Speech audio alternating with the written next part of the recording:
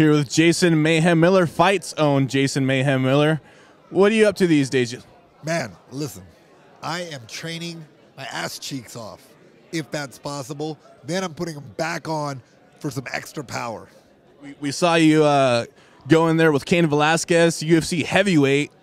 So how was that being in there with an animal? Oh, it was great. That guy is great. You know, Kane represents, a good breed of heavyweights, that are active and mobile. And man, he's really good. I was honored to be able to work out with him. It was a lot of fun, man. It was a lot of fun. You have fame from Bully Beatdown on MTV, of course, and now you're on CBS, talking about how Jason Mayhem Miller is going to, hit network television. How's the reception been post-fight for you? Pretty freaking fantastic. You know what I mean? It's amazing. I feel like that I've grown as a person lately, and especially losing this fight by decision. It feels like now the not ready for primetime player is ready for prime time. Like, I'm ready to go normal and kind of be friendly, family friendly almost. You know what I mean? Like, yeah, I'm edgy, but man, I feel like I'm ready to break into the mainstream America. Like I mean, I have, but on cable and now on CBS. And what's next? Hell, I'm gonna be, man, I want to do a guest spot on the Wiggles. You know what I'm saying? And you have a big presence when you come to the ring. How did you come up with the idea for the entrance you had on CBS with the big white robe? Well, I kind of wanted to speak to, I kind of wanted to bring it to elevate things to the next level. So the robe came out. I also wanted to remind people that I have been fighting in Japan. So I kind of had a Japanese motif for the dancers. And, I just put it all together. When the way I look at myself as in everything that I do, whether it's writing for Fight Magazine, doing my TV show where it's comedic, or doing my fight entrance, I'm an artist, and I'm a mixed martial artist as well. So, I bring art to everything I do. As a more mature Mayhem, we're not going to see the big entrances go away, are we?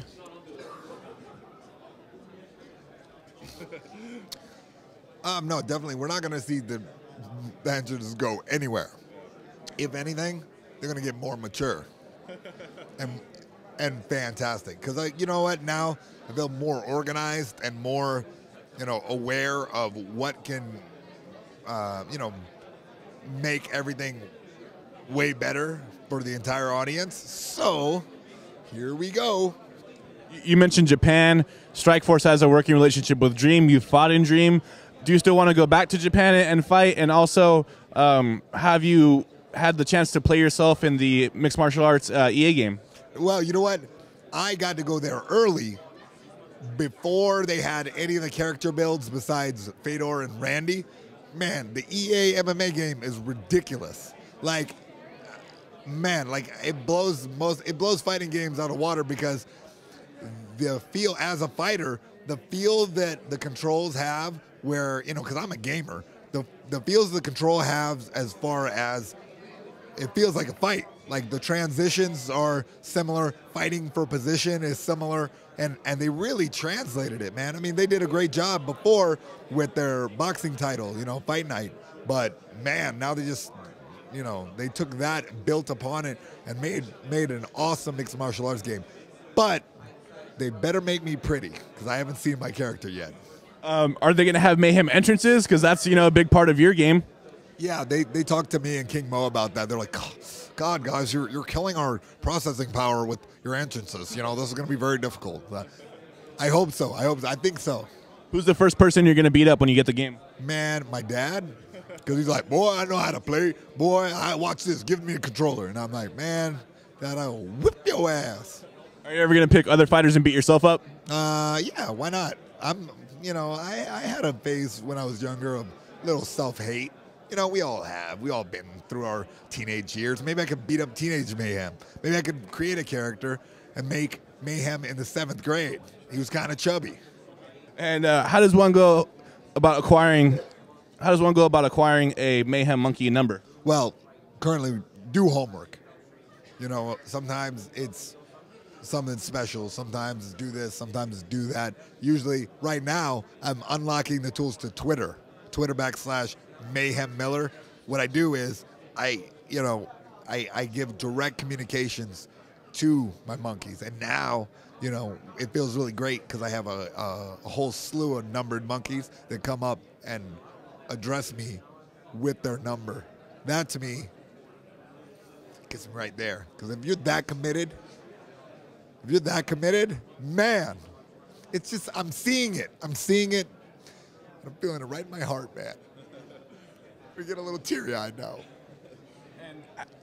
Mayhem Monkey is something that really made you a cult figure in mixed martial arts. How are you going to go from cult figure to household name? Obviously, you've done MTV and CBS, but what's your plan to go from there? Well, I mean, listen, many cult figures have gone mainstream. I'm just going to do it again. I'm just going to do it too.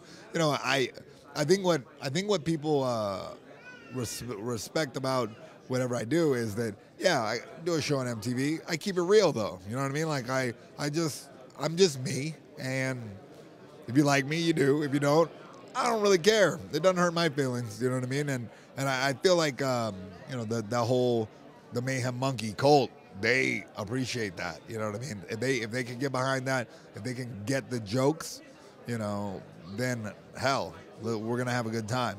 And if not, oh well. There's a lot of other websites than mayhemmiller.com. Any last words for not only Mayhem Monkeys, but your Fight Magazine readers? Esoteric. Also, phlegm is a good word. And Jugo de Naranja. It means orange juice.